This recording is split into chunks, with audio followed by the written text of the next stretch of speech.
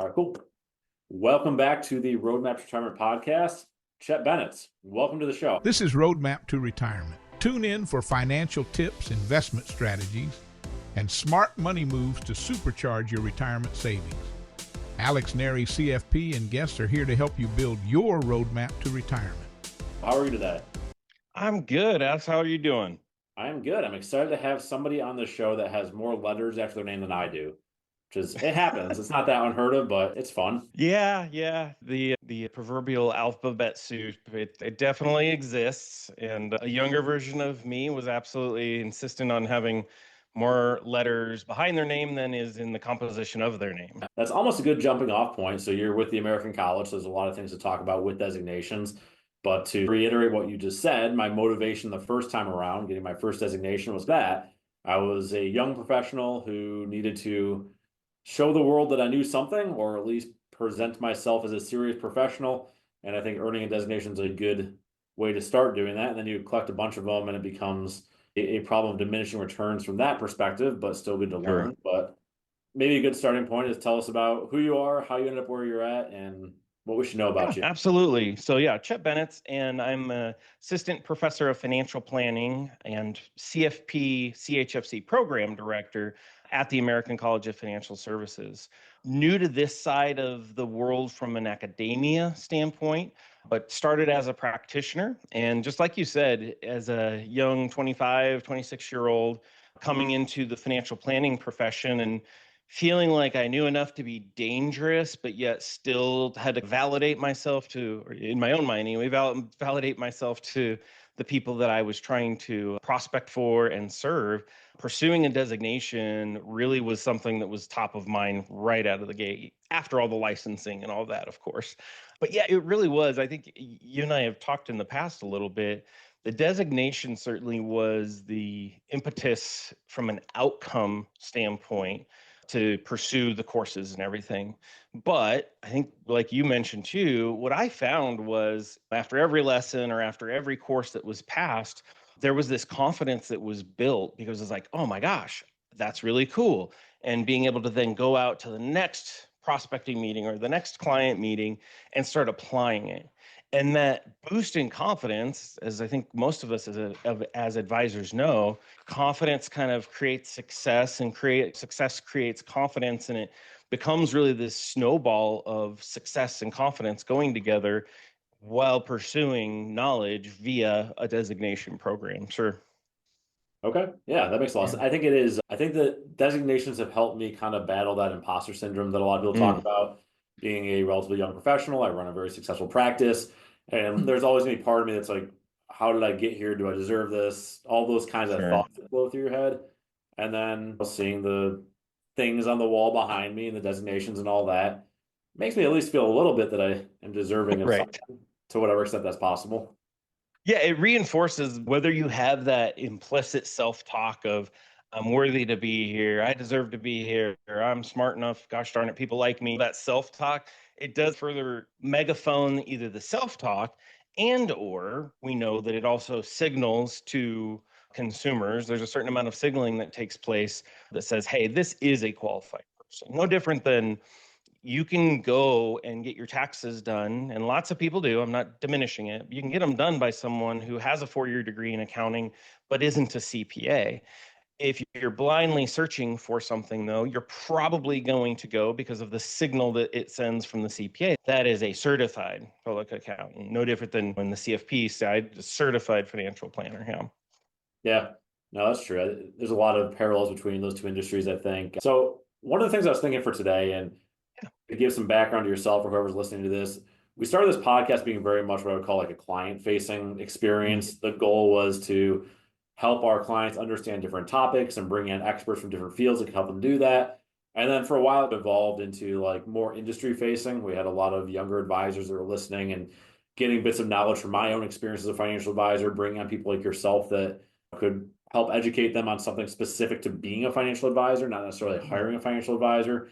And it's teetered back and forth. But I think today's episode can be a good listen for both crowds, because we'll talk about some of this designation stuff, which affects the advisor getting into the industry, but it's also the designation stuff that is very much relevant to the end client who might be looking for a new financial advisor, might be looking for reinforcement to know that they're working with the right financial advisor. And in terms of designations, we can talk about what's better, what's worse, and all that kind of conversation. But to me, it's all about like education. So the Yeah. more that you can learn as an advisor, the better you can serve your clients. Everyone's heard of the CFP. The ChFC within at least the advisor community has become fairly well known. So my Mhm. question for you to flip it back around is, what are some lesser well-known designations that you think are powerful both for the advisor looking to build their knowledge, but also for the client who wants to know they're in good hands and wants to know that their advisor has a certain background? That was Yeah, long-winded, but absolutely. go ahead. No, yeah, absolutely. So you're right. I think obviously CFP board has done an amazing job with the consumer marketing, right? If you look at how they market, they're not necessarily marketing to advisors. They're telling consumers what they should be looking for in an advisor. And when you're shaping the behavior of the consumer, inherently, if you want to be an advisor that is competitive in that market, you're going to obtain the thing that consumers, at least if we perceive that consumers are demanding that, you're going to pursue it. So that it is a really good example of how they've established that. And they've done amazing at it of really elevating the profession and what maybe is becoming kind of table stakes for an advisor that's doing, especially in the fee-based planning and fee-based asset management side, is the table stakes of what it means to be in that space and be competitive in it. Obviously, there's a lot of people that are extraordinarily successful and extraordinarily knowledgeable that never are going to have a CFP or CHFC or any letters behind their name, and that's fine. But to your question of what are some of the other ones, if I'm viewing it in this world of like lifelong learning, which if you're an advisor, you are, whether you know it or not, in a profession that requires lifelong learning because everything we do, whether it's the products, whether it's consumer behavior, whether it's regulations, all of those things are constantly evolving. So for those of us who may have a little like tinge of the ADD or ADHD, it's great because we're never getting bored, right? There's always something else to know in our profession. Some of that's dictated by when we have client situations that we're either reactively dealing with or when we're strategically positioning ourselves to be in a specific market. So, in either of those cases, if you're looking at a situation where you really want to be an expert at the nuances of retirement planning, it really is helpful then to pursue something like the Retirement Income Certified Professional, the RICP. There's things in that, just as an anecdotal thing, because again, I came from the practice side. So I already had my CFP, I had my CHFC, I had my CLU, I had my CLF even at that point because I was in agency leadership. And when the American College in 2016, I think, 2015, came out with the RICP, I already was a fanboy of Wade Pfau and the research that he was doing at the time and was integrating components of that research into my practice and into the training that I did for financial advisors as a agency manager. So I jumped on the RICP bandwagon immediately. And obviously not a commercial for RACP, but I think it's a great example of when you can take some of those knowledge elements as an advisor and learn it and immediately be able to use it in your next meeting. That was instrumental for me. I can honestly look at like my production records and revenue and clients and all that. And as I was obtaining that, there was things that I was immediately starting to integrate into the practice that allowed me to be more confident and a little bit differentiated because some of those things at the time weren't really being talked about of some of the very, very strategic retirement income things. So that's a great example. Obviously, if some of your listeners are following the college at all, or some of the things even that comes out in some of the other ancillary media outlet type things in our profession on social media, the TPCP, the Tax Planning Certified Professional designation that just rolled out really this year in the last 7, 8 months here, that's another really good example of if you are going to do something in the realm of taxation as a fee-based planner or otherwise, knowing how to do that and do it extraordinarily well becomes important. Obviously, any advisor, again, whether they have a CFP or CHFC, can probably figure that out. But having really some targeted content, some strategic aspects of like how to apply that information becomes really instrumental in predicting success from a outcome standpoint on the client side. There's a lot in there to unpack. So first of all, I don't want to do the thing. You ever listen to a podcast, it's two guys agreeing with each other and you're like, yeah, whatever.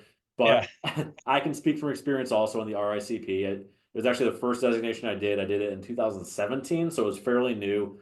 And it's something that I go back to my career over and over again is I'm really in this space of working with a lot of retirees, and you're talking about Social Security, you're talking about pension distributions, you're talking about 401k, you're talking about Medicare, like all the things that were part of that are things that I use every day. And as an advisor, if you just follow the money, like you're probably going to end up working with older clients that have these issues. So if you're a younger advisor listening to this, I would tell you to recommend or tell you to specialize a little bit in working with people that have money, and that'll make your life a lot easier. And who has money? Retirees. So it makes sense if you just follow the dots. And then also you mentioned the tax planning certification, which is on my wish list. I haven't gotten there yet. I've been busy, but that's not an excuse. And actually, you mentioned like you don't need to have this designation to do a good job in these areas. I spend a ton of time on tax planning. I talk to clients about it all the time. Not to say that I know everything, but I like to think I'm competent. And I look at that designation as an opportunity to hopefully become more competent and have deeper, more meaningful conversations around that. I'm fortunate at the point where I don't need it for the letters anymore. Like I have enough credibility, I think. And that's not to be cynical of those that are doing it. I did the same thing starting out. I mentioned this before. I felt like I needed something, some credibility when you're 22 years old in this business. It's a good thing to do. So Yeah, exactly. heading that way soon. Yeah, exactly. Well, there's some other, I think the outside of the college, outside of the American college, there's definitely some other designations. When you and I talked last week or the week before, talking about military and veteran stuff, there's designations out there. I don't know them off the top of my mind. If you Google them, you can find them. But there are designations. If you're specializing in working in a community like that, you definitely need to know the differences between how military pensions versus a civilian employee that's working for the government, or a military member who has benefits there that now is working for the federal government and has benefits there, and some of them overlap. Like that gets down into a spider web of things that advisors who are wanting to be in there in that world, they should absolutely know. So that and things like I mentioned before, the charitable planning aspect, CAP is the designation here, or the special needs planning. That's another thing that is more and more impacting us as a nation, as a society. There's more and more people. I think we all know people probably, or have situations in our own families where there is someone that is special needs that is going to require some very strategic and intentional planning to ensure that individual is taken care of once the primary caretakers are no longer there. Can you find out all of that information online and Google it? You absolutely can. Anyone can do that, or ChatGPT it, right? There's a lot of resources that we have available to us. I think when you're joining a pool of people that are also interested in that, though, and taking courses and engaging with them online, it builds a little bit of a community that then you can rely on each other, right? Being in the military and veteran space myself, I am constantly getting students and practitioners that were students before that are asking questions that I absolutely am happy to help with, because it's helping a community I care about and am a part of myself. I think that's maybe a little bit of the differentiation of if I can pursue the information on my own versus being part of a structured format by which to be part of a community. Yeah, that makes a ton of sense. And that's actually a good segue. Why don't we talk about that area next? So you're very involved in the veteran community, giving back, and I don't want to put words in your mouth, but tell me about what you do with those guys and how it's helped from a financial standpoint. Yeah, sure. I was in the Marine Corps. That was my kind of how I was going to pay for college plan. And so joining the Marine Corps with that intent. I'm old enough, I guess. I was pre 9/11 military. I joined in 1998. And then when 9/11 happened, obviously changed a lot of the trajectory of my career and really where I was thinking I was going militarily speaking and collegiately to, hey, we got to go. We have a job to do now. And so I ended up getting my undergrad degree and moved into the financial planning sector and into a reserve unit in 2002, and really just started. The story how I even got there is a longer one, but really started at the literal ground level of answering phone calls and taking 401k calls specifically and working with participants in 401k plans. allowed me to get my licenses, which was great. 2004 and 2005, I was activated and served in Iraq in 2004, 2005. Fallujah was where I ended up as a Marine during that time frame and led a team into Fallujah in November of 2004. We lost several people. Most of us got hurt in some way, shape, or form, myself being one. And then ultimately, when I got back, I ended up getting medically discharged. So I had a path, right? From a civilian standpoint, I was already in financial services. Getting back, decided getting yelled at on the phone about people not being able to access their money because it's their money, even though they work for the employer and whatever. Probably not the best transition plan for my own mental health from that standpoint. Somehow convinced my way into opening up office and with a large company.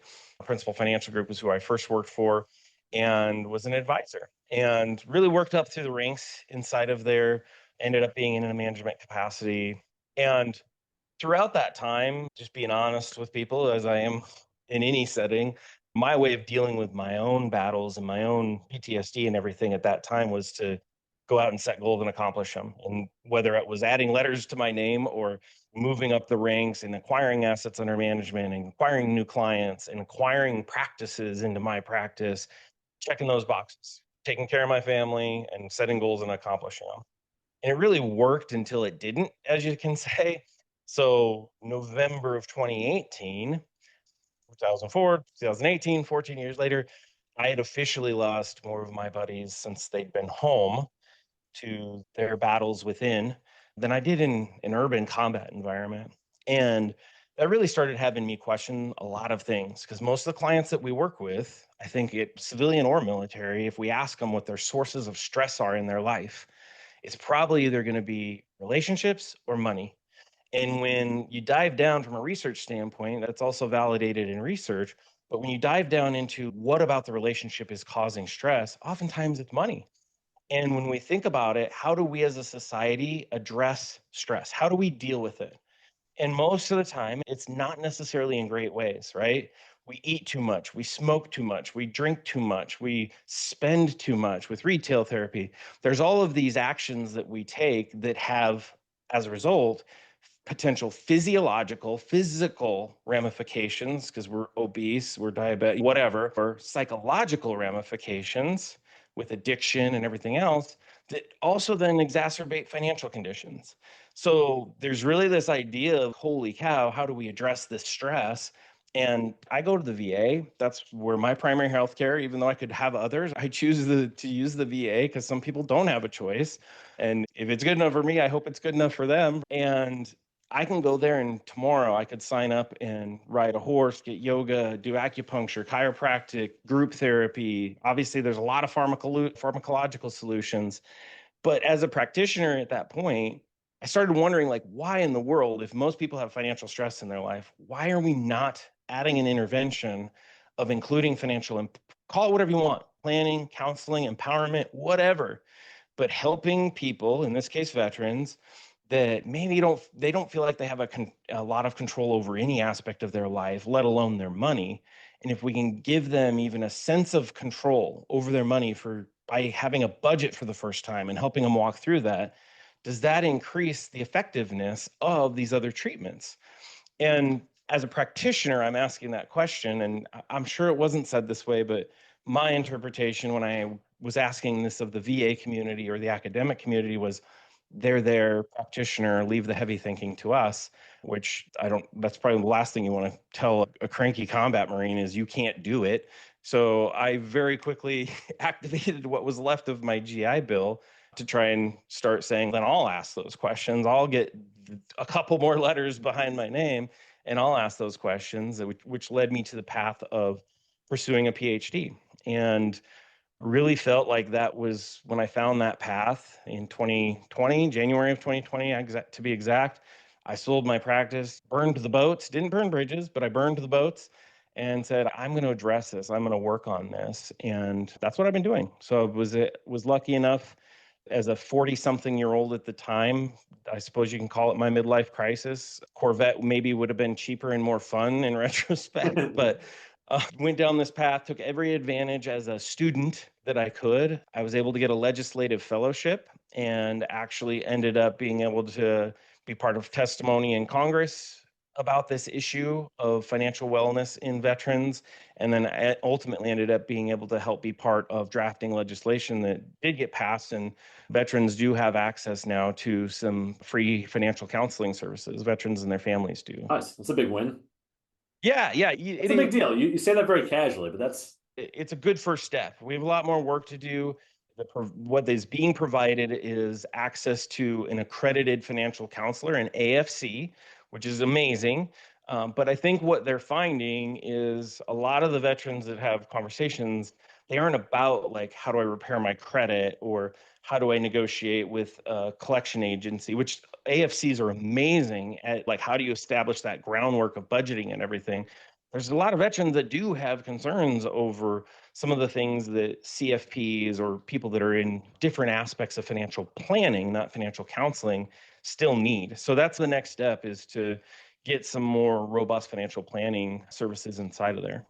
okay, cool. Yeah, I love the mission. Out of curiosity, what's your PhD in? Is it in finance or is it something No, different? it's in financial planning. So there's a handful of schools across the nation. I graduated from Kansas State University, Texas Tech, University of Georgia. There's a handful of universities across the country that actually have PhDs in specifically financial planning. So if someone doesn't have a CFP, most of those programs are registered programs with CFP boards. So you're getting the CFP curriculum and you're getting the research and theory and all that stuff and statistics on top of it. Obviously, I had the CFP, so mine was more on the track of doing the research and stats. Yeah. Okay, sounds cool. Yeah. We are getting towards the end of our time here. We're not going to cut it off quite yet, but is there anything else that you wanted to make sure we cover today?